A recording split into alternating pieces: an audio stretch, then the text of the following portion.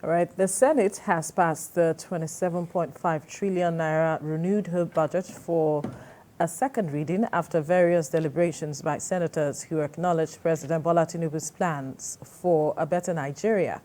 Now, the budget was passed and referred to the Committee on Appropriations after being put to a voice vote by the Deputy Senate President Barrow, who presided over the session.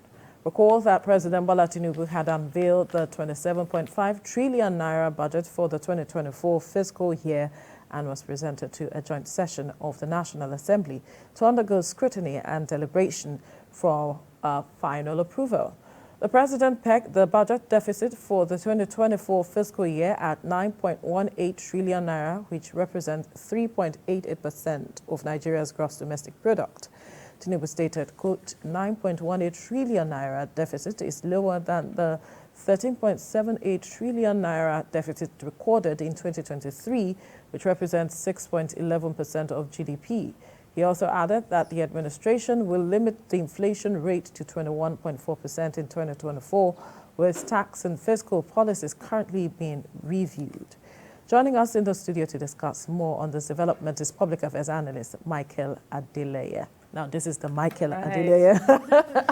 Good morning. Good morning. Thank you for having me. Thank you. Right. Now, there's been divergent reactions to this budget and the breakdown. There are those analysts who have said that this is not a departure from what we have known over the years. And there are those who have said, well, it shows or reflects the president's renewed hope agenda. I wonder where you stand with regards to this budget. Yeah, thank you very much. I think it's a mix of reaction from every angle of the economy.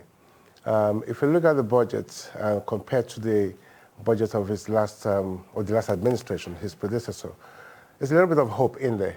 I would agree with that. But again, if you look also at the debt profile of the country, is actually alarming. We're in the region of about 9 trillion. Sorry, not 9 trillion, 9 trillion deficit. Yes. At the moment, yes. That we need to find. How are we going to finance that? We're going to have to go borrowing again. So that's going to push up our debt profile to a very alarming rate. So that is very worrisome. Now, for me, every country in the world go borrowing, and there's always that deficit nature of every economy of the world. But the problem is, what do we use the budget for? We need to look into our fiscal policy. How do we spend money in this country? We have various ways of reckless spending, corruption that goes on. And if we don't take care, every single year, we're going to have to go into deficits, and we're going to have to go borrowing. And that's going to put more pressure on the economy. And how do we service that? That is the question. The country that has the highest deficit in the world is Japan, around about over 600% debt to GDP ratio. But the issue there is they have economy policy that they're going to have to use to actually be able to monitor and service those debts. But in this country, we don't have a policy in place to actually say, okay, if we go borrowing, how are we going to manage those funds? Those debts. So that is my worry as part of this administration, yes. Right, and then there is also the concern about the weak naira status, how this may impede the successful implementation of this next year budget, especially when you look at the fact that forex market also remains volatile. What do you say in that regard? This administration floated a naira, which is a great one. But the question is, how do we actually monitor what's actually working inside naira? Every country that has problem of manufacturing, that has problem of exportation, there's no way and how you will have to manage the naira to actually bring down the pressure on the naira. We have to look into our manufacturing process in this country. How do we implement to make sure that we attract investors to come into the country? I mean, if you look at the naira compared to the dollar and to the pounds, for example, it's actually too much pressure on the naira because everything that we consume in this country are imported.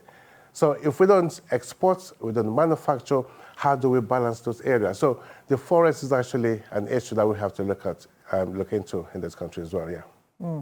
So let's also perhaps take a closer look at some of the allocations made, which has also generated concerns. Talking about the matter of education and healthcare, where we have never hit the 15% target put forward at the Abuja Declaration since 2010. Yeah. And that's about 13 years now. And there were those who had said that perhaps we might see a departure from what we have always known over the years, but that is not seemingly the situation as it is with regards to this current budget, and we are seeing the situation with our health sector and our universities as it is, where we are seeing a number of doctors, leaving in droves out of the country, and we're also seeing the deplorable state of our universities as it is. What are your concerns with regards to this?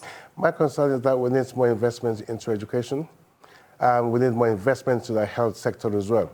The amount of money that we spend on health holidays, that people live in this country to go for health treatment out of this country, it's an alarming rate. If we don't invest into that sector, we will continue to see people moving out, doctors and nurses, because there's no enabling environment for them to actually stay in the country. And if they leave this country to go to another country, they get paid. The welfare system has been looked into, the wages have been looked into, but in this country, we keep having this labor issue, union issue in this country concerning our health sector and the education sector as well. If you look at all our schools, our public schools are actually going down the drain. That's why we have every caricature of education springing up everywhere in the country. Many years ago, about 2 or 3 decades ago, public school used to be the school that everybody wants to go into. But what do you see these days? Private institutions springing up everywhere. Now, another question is, who monitors the quality, the curriculum of all these schools, universities, secondary school, nursery school, that springs up every day? Now, every parent wants to put their kids into a quality educational environment. But if we don't have it, and the reason is because the governments are not investing the amount of percentage that's been needed to invest into that sector, and it's a big problem. Now, speaking onto the health area as well, if you look at our hospitals, we don't have the appropriate equipment to actually put in those hospitals. So we don't have our doctors to work on. That's why we have our doctors, when they go out, they perform excellently. Because theoretically, they're very good, but practical area, and I mean, in that sector, there's nothing to work with. So the government needs to put in more money into the health sector to stop our foreign exchange going out for people that go out of the country to spend their money on health holiday. The education one as well, if you look into that one critically, most people are sending their kids out, even to Ghana, to Cotonou, to actually spend money for the kids to go for educational standard. We don't have it in here. And the reason is our curriculum are not balancing. I'll give an example. In the UK, for example, if they have shortage of teachers or doctors, what they do is they have a roundtable with all the institutions. And what they do is they give an incentive into all those educational sectors so that it will attract people to go study that shortage of manpower that they lack in the country. But we don't do that here. Everybody wants to go to school. And I keep saying this all the time. University is not for everybody. What is happening to our technical education? We don't have funding in there. What is happening to all those areas? Years back, we used to have people that go to study plumbing, electrical engineering, mechanical engineering in our technical education sector. But now, that is dying. Everybody wants to go to university, but it's not for everybody. If we don't invest the appropriate money, we don't have the funding, the budget for that education sector, it will keep going down, and everybody wants to go out to go and study elsewhere. So that is going to put pressure on our forex. The same thing on the health sector. If we don't put the amount of money into our hospital, into our health institution, it will put pressure on our forex, and everybody will take their money out to go spend abroad. And that is a lot of pressure on the naira. Even the security, architecture, boosting security in Nigeria also forms, a sizable proportion of, this budget that is before us, next year's budget, that is. But then we've seen analysts say over the years, security, for example, takes up, a majority of the allocations, but then what do we have as a result? Do you share that opinion, or do you see it as, well thought out? I think, again, that is the will of the government. We have a lot of money, billions being spent in that sector for security apparatus and security personnel as well. But the question is, what are the results? It's not giving us the expected result that we're expecting as a populace. Now, if the security architecture is not totally overhauled, we're not going to have that result we're looking for. Now, if you look at the budget now, the majority, a quantum of that budget goes into security. But we're hoping. It's been called Renew Hope budget, but let's see what's going to happen. I can't criticize the government at this point in time until after the budget. We're going to see what happens in the next 24 months. But, it has passed second reading. Is there anything the Senate can do to address some of the issues, concerns you have raised here right now? Because though there has been concerns of budget padding and all that we have... That happens every year. Yes, yeah. But these critical sectors, what should the Senate do? National Assembly? There's been a lot of criticism coming up that it's a rubber stamp 10th Assembly. I don't see anything much different that's going to happen. Ideally, the people who are actually looking after the budget, the legislature, they have their own issue that we are dealing with at the moment.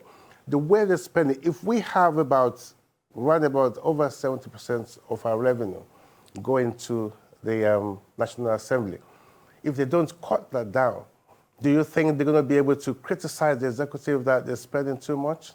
They can't do that because they are the one consuming majority of our money, of our revenue.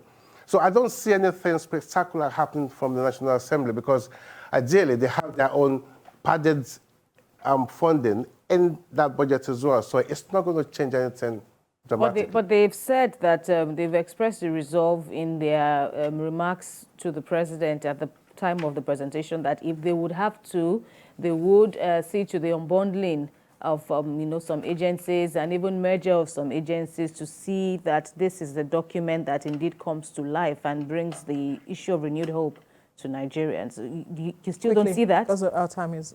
I agree with that. They need to merge some MDAs, some agencies together because we have too much expenditure going into various agencies that we don't even need at this point in time. Okay. If we need to cut and tighten our belts, we need to begin to cut down on our reckless spending on the current administration that we have at the moment. Michael Adeleye, Public Affairs Analyst, thank you for your time. Thank you very much for having me. Thank you. Well, let's tell you now that the views and reactions of all our resource persons are theirs and have no connection with TVC News. Up next is Your View with the Ladies, and afterwards is This Morning with Yori Folarin. Stay safe. Bye for now.